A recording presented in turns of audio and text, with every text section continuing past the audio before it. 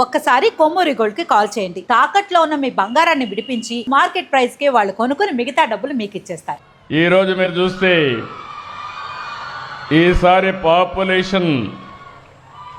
World population దినోత్సవ సందర్భంగా main theme వాళ్ళు ఇచ్చింది యువత ఆశలను ఆకాంక్షలను సాకారం చేయడం, realising the hopes and aspirations of young people today and for the future.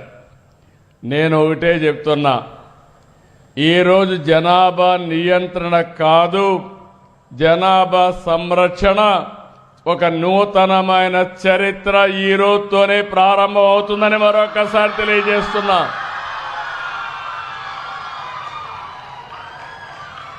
ఒకప్పుడు నేను కూడా జనాభా తగ్గించాలని ఆలోచించాను. నాకు చాలామంది చెప్పారు అప్పుడు జనాభా తగ్గించడం అంత సులభం కాదని. మేధావులందరూ చెప్పారు జనాభా తగ్గించడం కష్టం, ముందు ఫిమేల్ లిటరసీ రావాలి, పేదరికం పోవాలి, అప్పుడే జనాభా తగ్గుతుందని చెప్పారు. నేను ఆలోచించాను, ఇదొక విషియస్ సర్కిల్. ఇది ఒకవేళ అందరినీ ఆడపిల్లలందరినీ చదివించాలంటే 20-30 ఏళ్ళు పడుతుంది.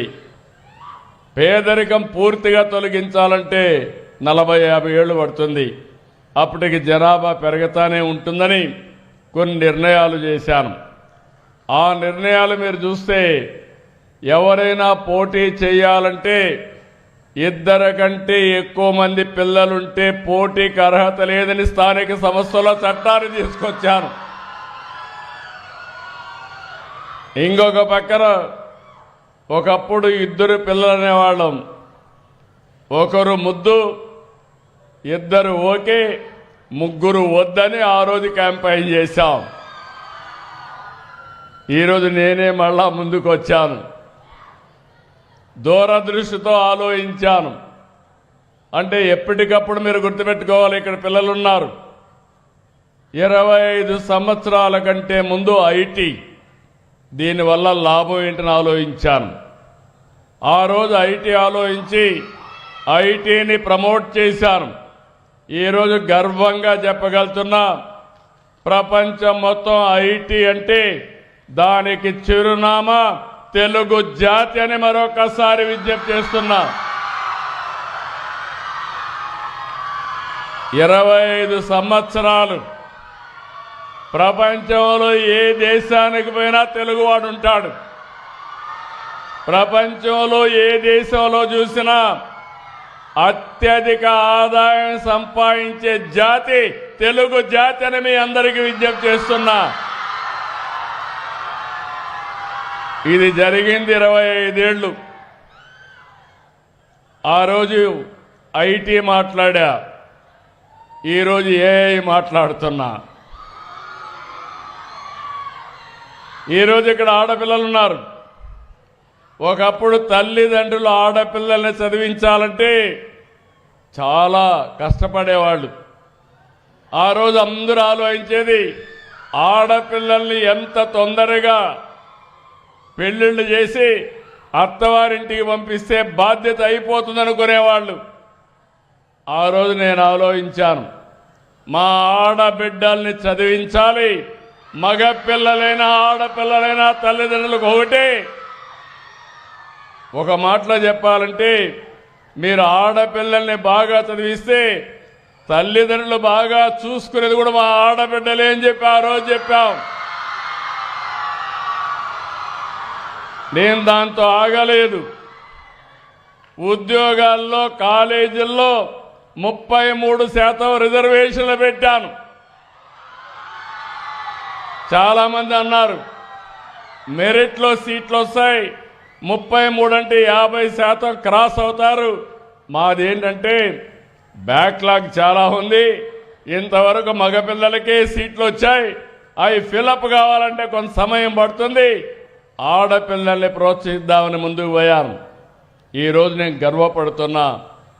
ఒకప్పుడు మీరు చూస్తే వరకట్నం ఉండేది, ఇప్పుడు ఎదురు కట్నం వచ్చింది. ఆడబిడ్డలకు డబ్బులు ఇచ్చి పెళ్లిళ్ళు చేసుకునే పరిస్థితికి వచ్చారు. నేను ఎక్కడ చూసినా అడుగుతున్నా, భార్యాభర్త ఇద్దరు ఐటీలో ఉంటారు, ఇద్దరు ఉంటే ఇద్దరిని పిలిపించి అడుగుతున్నా ఎవరి ఆదాయం ఎంత అని. 180% భార్యల ఆదాయమే ఎక్కువ ఉంది భర్త కంటే కూడా. మా ఇంట్లో కూడా నా ఆదాయం కంటే నా భార్య ఆదాయమే ఎక్కువ ఉంది. మా కొడుకు ఆదాయం కంటే మా కోడల ఆదాయమే ఎక్కువ ఉంది.